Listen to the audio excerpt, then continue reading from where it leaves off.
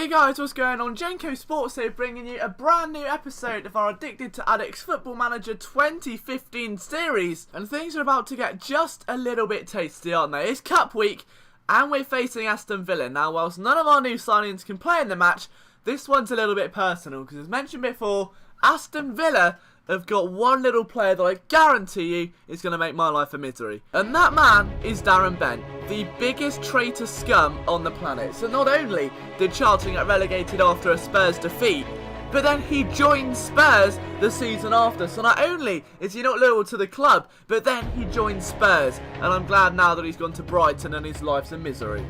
Twat. Alright, maybe it's not a misery, he still earns more money in a second than I'm going to earn in a year, but it's really not the point. What matters here is that he's a traitor, he's got to be dealt with, and that we can somehow make it through the FA Cup 4th round. Now, I know what you're all saying, Liam, there's no way. There's simply no way that Stephen Henderson can hold off the might of big Gabby Agbonlahor or some of the other stars that Aston Villa have in their depth. But you're underestimating one man, and he's not Simon Church. We're going to find out who that man is very soon, but you can already see even Alan Kirbishley is, highlighting the Agbonlahor threat. Alan Kirbishley used to manage this club, along with being a little bit of a club slut and managing every other club in the English Premier League at some stage in his career.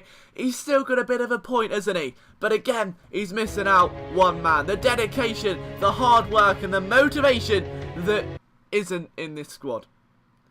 But at least we tried. So, here we go then. Aston Villa's coming up. How are we going to select the lineup? Do we go defensive? Do we go all-out attack? Do we park the bus, or do we get the bus, drive it off a cliff and recreate Fast and Furious? Although I'm pretty sure that Fast and Furious never had a bus. There's still a lot to do. Alright, 4-0 loss against Watford is not the best way to start. But they've got Tom Cleverley starting.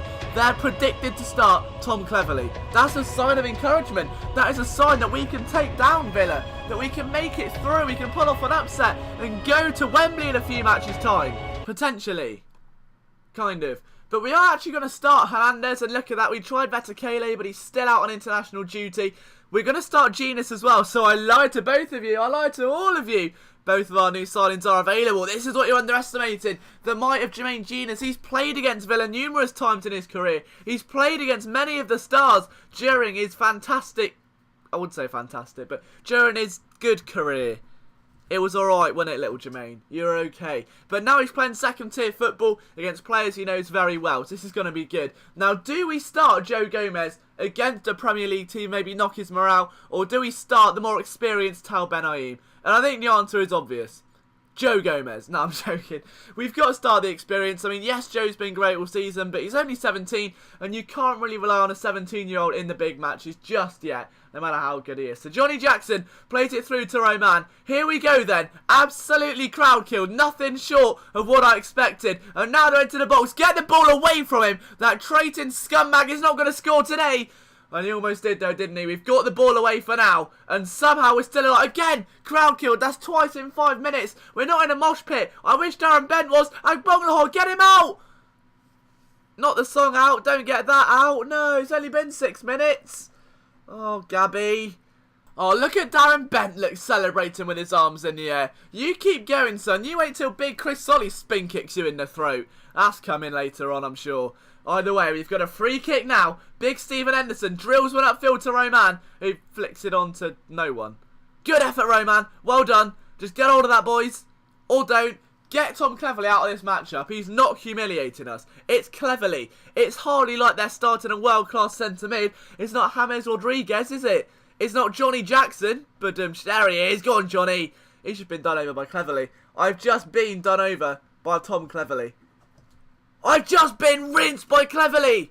That's the epitome of football. Darren Bent's on the edge of the box. Get into him, boys. No, we're too busy trying to stop Darren Bent. We're forgetting about the other 10 players on the pitch. Oh, I don't like it. It's not good. We're 1-0 down inside 10 minutes. But we've had 43% possession and haven't had a shot. So, it's understandable. We just got to try and make something of the possession we do have. And it's not by giving it away again. Just keep hold of it. I know you're all not exactly magnets with the football, but you don't have to pass it to anyone in purple. I mean, you can't exactly miss the opposition. It's not like you've got conflicting kits or anything, or that you're all playing in the same colour. You're in bright orange. You're in a rip-off Barcelona kit. Just whack it forward and hope for the best. I'm making a substitution or a formation change 12 minutes into the match. It's that bad. And I'm not exactly sure what to do here, but I've got a feeling this may work. I don't have a feeling it's going to work. I'm absolutely crying. I don't know what I'm doing. I'm having a breakdown is what's going on. I'm having a mental breakdown on the tactics screen. Is this the beginning of the end? Is this how everyone feels going into a match? They just feel like that their whole career is slowly going downhill. We've had a slump. We had such a good start to the season with wins all over the place. And now we just 4-0 loss against Watford. We're struggling to get results. We're playing Aston Villa. We're 2-0 down when doing team instructions. So that's always good. Gabby, your mum's a horse, just scored against me. I don't know what to do. I just feel like a plastic bag, and there's nothing left. And God, it can't be real if there's so much war and poverty in the world. And we've got the ball in the box here. Roman, that's it. Up to Chris Solly. Whip it in. You're 5'3". That's a penalty. That's a penalty. We've got a penalty. Come on. Send him off. Get him out of here. Oh, bloody Clattenburg. What's he going to do? There's not even a book in there. Well done, Big Mark. Who's stepping up? I think it's Big Johnny. Big Johnny Jackson. The captain. The skipper. The heart of Charlton. The most dedicated man in the team. Steps up. Go on. Drill it past the octopus. Oh, he's done it. We're still in this. That's alright. Johnny Jackson puts Charlton within touching distance of Aston Villa. There's still a long way to go, but it was a solid penalty. And right on the edge of half-time, we've seen it before. These penalties can change games. They won't change this one, but Stephen Henderson did well to keep onto the ball there. So we are going to make, I think, a cheeky sub now. You look at the players that we can bring on, the talent that we've got. I'm just trying to find anything to maybe strengthen this squad a bit, and that means changing formation again. That may work, to be honest. Just playing two centre mids, the old classic formation we play. Genus Jackson there. We've got Harriet and Roman now on the wings. We've got our two strikers up front. Roman's free kick goes straight to the Movember sign. Talking of November, glad that's over. My 3 facial hairs are now removed off of my face, and I don't look like a convicted paedophile. And Darren Bent, don't let him score! I'd rather Tom Cleverley score than Darren Bent. I'd rather Henderson get 3 own goals than Darren Bent score. Anyone but him. If we're going to lose this, get anyone to score. Get Chris Solly to score. Don't care who, just not Darren Bent. Please. Please not Big D.